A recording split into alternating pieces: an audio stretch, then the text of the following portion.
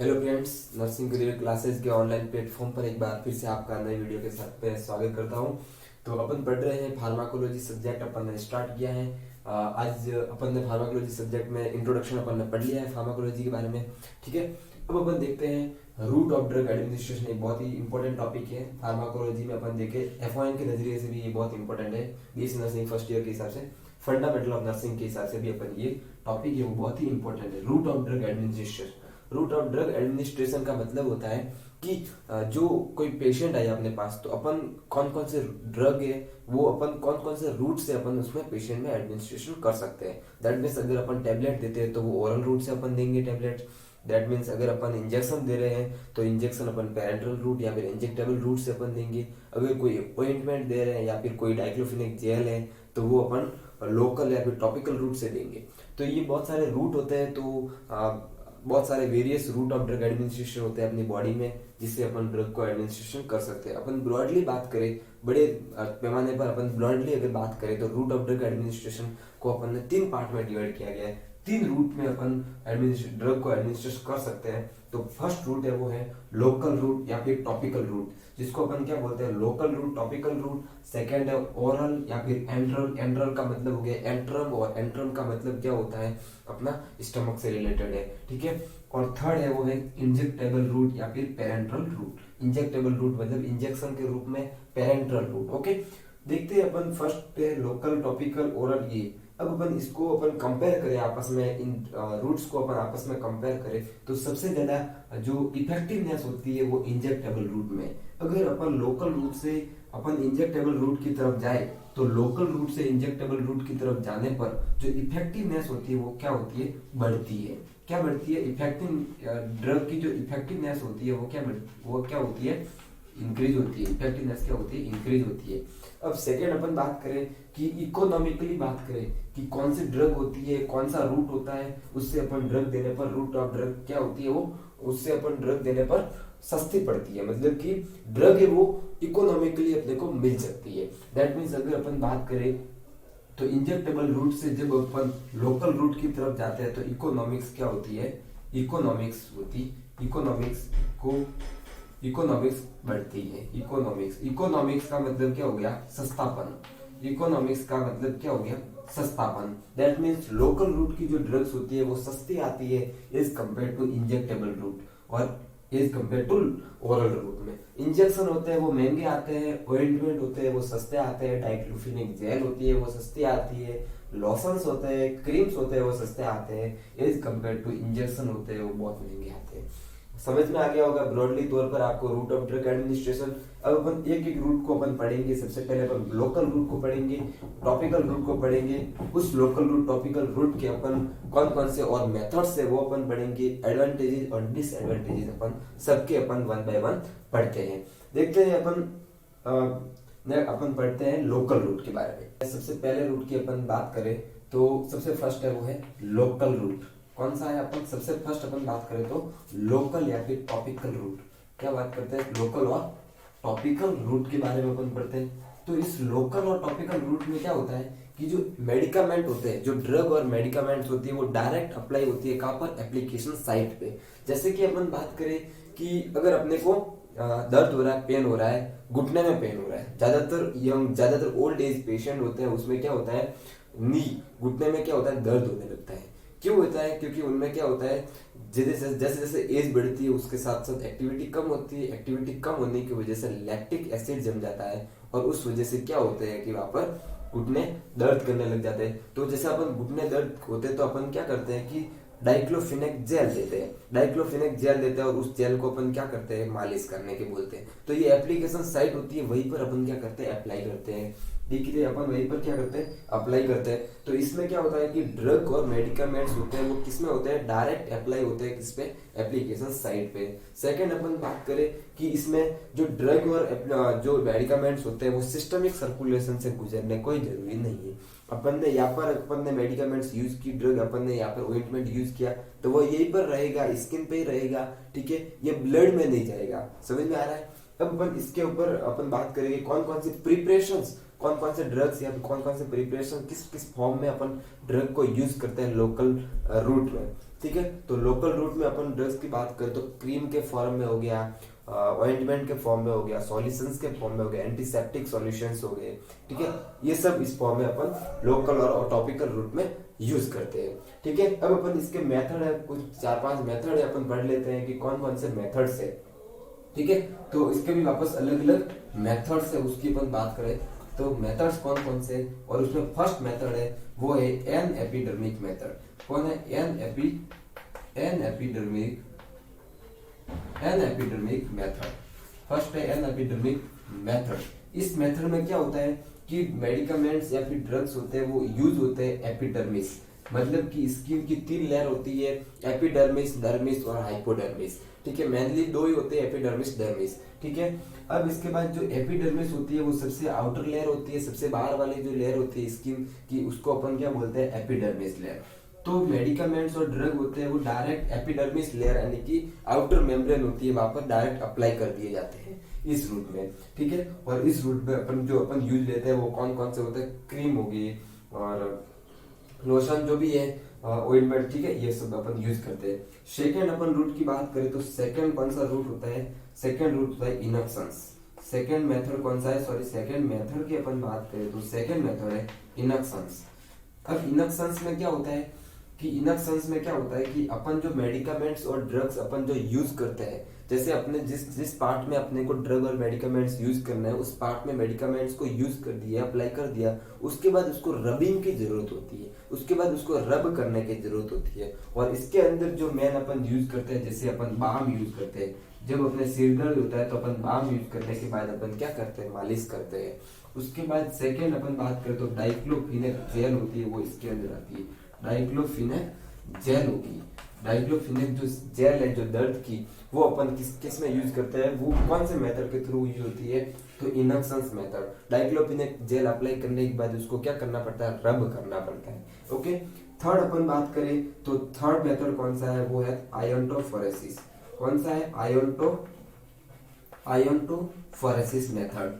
आयोंटोफोरेसिस, ठीक है, आयोंटोफोरेसिस मेथड। इस मेथड में क्या होता है कि ड्रग और मेडिकमेंट्स यूज करने के बाद अपन ने अप्लाई कर दी अपनी बॉडी में, और अप्लाई करने के बाद फिर क्या होता है कि पुश करना होता है उसको। किसी इक्विपमेंट की जरूरत होती है पुश करने के लिए, जैसे हीटिंग रॉड्स हो गई, हीटिंग प्लेट हो गई, अपन हॉट वाटर बैग हो गए, तो ये सब या फिर IR बल्ब हो गए, इंफ्रारेड बल्ब हो गए, वो अपन यूज। और ये जो मेथड होता है मोस्ट कॉमन किसके द्वारा यूज होता है? फिजियोथेरेपिस्ट के द्वारा। फिजियोथेरेपिस्ट क्या करता है? इस मेथड को सबसे ज्यादा यूज करता है। मोस्ट कॉमन ये मेथड किसमें यूज होता है? आयोंटोफोरेसिस मेथड होता है वो फिजियोथेरेपी के द्वारा, फिजियोथेरेपिस्ट में यूज होता है। और उसमें क्या होता है कि पुशिंग करते हैं अपन, कोई भी अप्लाई करने के बाद अपन क्या करते हैं? हीटिंग रॉड्स के द्वारा या फिर इंफ्रारेड बल्ब के द्वारा क्या करते हैं? उसको पुश करते हैं, ठीक है, करते हैं, ठीक है। और फोर्थ अपन मेथड की अपन बात करें, सबसे लास्ट मेथड है, फर्स्ट हो गया एन एपिडर्मिक, सेकंड हो गया इनक्शंस, थर्ड हो गया आयोंटोफोरेसिस, और फोर्थ होता है इररेडिएशन। फोर्थ कौन सा मेथड हो गया? इररेडिएशंस, ठीक है, इररेडिएशंस मेथड हो गया, ठीक है, फोर्थ हो गया। अब इसमें क्या होता है? नाम में ही है इररेडिएशंस, मतलब रेडिएशंस यूज होती है। इसमें क्या करते हैं अपन?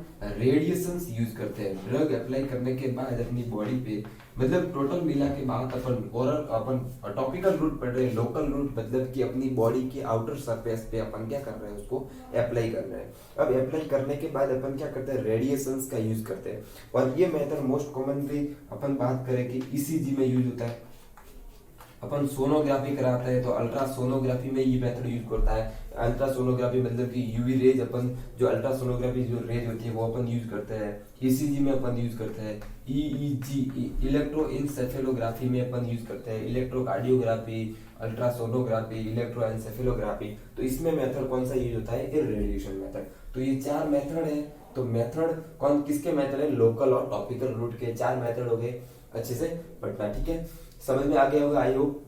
अच्छे से एक बार फिर से रिवीजन कर लेते हैं। तो एन एपिडर्मिक मेथड में क्या होता है कि एपिडर्मिस अपन आउटर लेयर पे अप्लाई करते हैं। ये कौन सा मेथड हो गया? An epidermis method. सिर्फ और सिर्फ अपने को अप्लाई करना है। सेकंड मेथड कौन सा हो गया? इनक्शंस मेथड। इसमें क्या करते हैं? अप्लाई करने के बाद क्या करना पड़ता है? रब करना पड़ता है। जैसे अपन जो प्रिपरेशन यूज करते हैं उसको अपन वो कौन कौन से होते हैं? बाम हो गई, डाइक्लोफिनेक जेल हो गई। थर्ड अपन मेथड की बात करें तो आयंटोफोरेसिस मेथड, उसमें क्या करना पड़ता है, ड्रग को मेडिकामेंट्स को अप्लाई करने के बाद अपने को क्या करना, पुश करना पड़ता है, और ये मेथड होता है मोस्ट कॉमनली फिजियोथेरेपिस्ट के द्वारा यूज होता है। इसके बाद अपन बात करें लास्ट मेथड तो इरेडिएशन मेथड, और इसमें क्या करते हैं, रेडिएशन यूज होती है, रेडिएशन का यूज होता है मेडिकामेंट्स अप्लाई करने के बाद। और ये मेथड जैसे ईसीजी, इसका बेस्ट एग्जांपल है, ईसीजी है, यूएसजी हो गया, ईईजी, ये क्या है, इसका बेस्ट एग्जांपल है। अब अपन बात करते हैं कि लोकल रूट और टॉपिकल रूट के एडवांटेजेस क्या क्या है। एडवांटेज पढ़ रहे हैं, डिसएडवांटेज भी पढ़ेंगे। एडवांटेज की बात करें तो एडवांटेज का मतलब क्या होगा, ये मोस्ट कॉमन रूट है, मोस्ट कॉमन क्या है, मोस्ट कॉमन हो गया, मेथड हो गया, सबसे पहले ये मोस्ट कॉमन मेथड हो गया। सेकंड कौन सा है, मोस्ट कन्वीनियंट है, क्या है, मोस्ट कन्वीनियंट है, मोस्ट कन्वीनियंट है, बहुत सुविधाजनक मेथड है, मोस्ट कन्वीनियंट मेथड हो गया।